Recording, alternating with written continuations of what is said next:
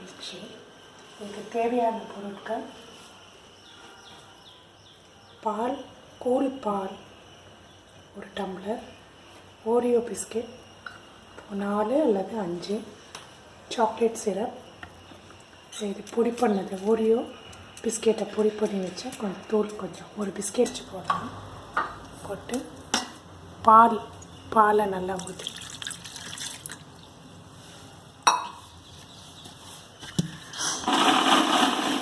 Sugar போட வேண்டாம்.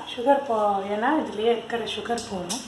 இப்போ இந்த சாக்லேட் சிரப்பை எடுத்து இதை அழகாக அப்படி வைத்துங்க. இதில் போர் பண்ணுங்க.